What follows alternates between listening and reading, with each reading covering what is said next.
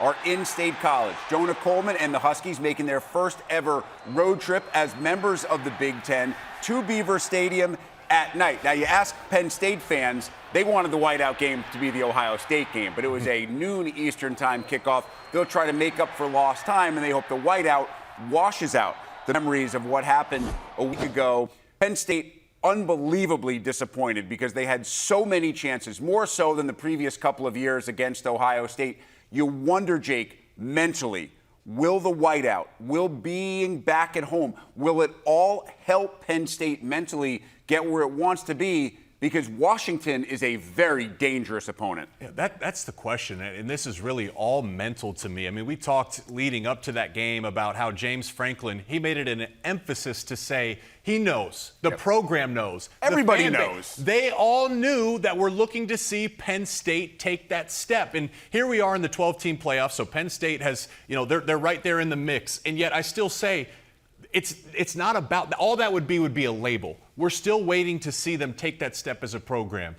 You can't learn that in this game this weekend, but you can still learn about the makeup and the heart of this team by the way they take the field. This is the best environment in all football. Played in the NFL, I played in college. On the road, whiteout, Happy Valley, there's no bigger environment. And I think it comes at a good time for a team that's going to need a little bit of a pick-me-up coming off the deflating loss. No more buys for Penn State. They play 4 straight to finish the year. You have Washington, then you go on the road to take on a struggling Purdue team. I already mentioned the struggles of the Boilermakers this year.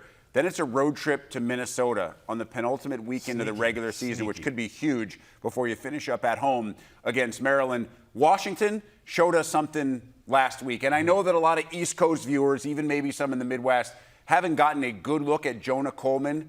This dude is simply a football player. He can test any defense, including Abdul Carter and the Nittany Lions. Man, he's the truth. He's so special. And what any good back does is a good back should be, if the play is well blocked, the good back should get you 4 or 5 or 6 yards. But the elite backs, they have vision and feel to hit those cutbacks and turn a basic run into an explosive run. That's what Jonah Coleman does. I mean, even against USC, he pressed the hole a couple times, and then it looks like he's dead to rights.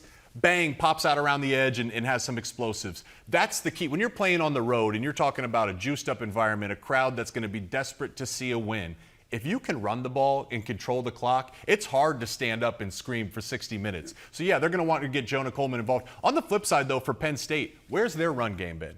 Since Nicholas Singleton got hurt in the Illinois game, they have just struggled to get that game going. Last week, their 2 leading rushers was a tight end and Drew Aller, who's a pocket passer. Crazy. They have to get the run game going, and really they have to this week because the strength of Washington's defense, they're the number 1 pass defense in the country, number 1 pass defense in the conference. The weakness really is their run defense. I have to see the run game come alive. So then let me follow up with that, because I think in the Ohio State game, a lot of us expected to see a heavy dose of Bo Prabula.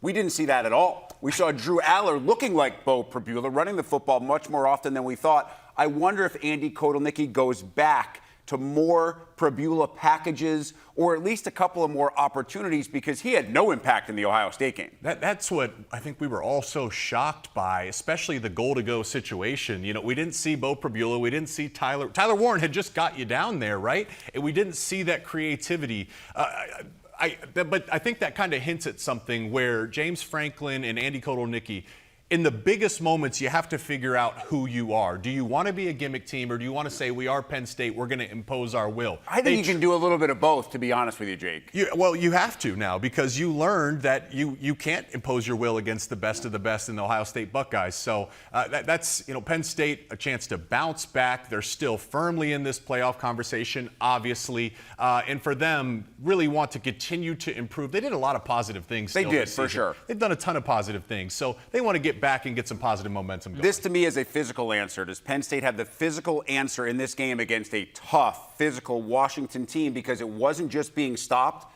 on that goal line stand. You flip it the other way. Ohio State ran it down Penn State's throat to close out the last 5 minutes and 13 seconds of that game. If you're a member of that Penn State defense, that has to stick in you. It better be sticking in you with Jonah Coleman and the Huskies coming into town this weekend. Penn State, Washington at night inside Beaver Stadium.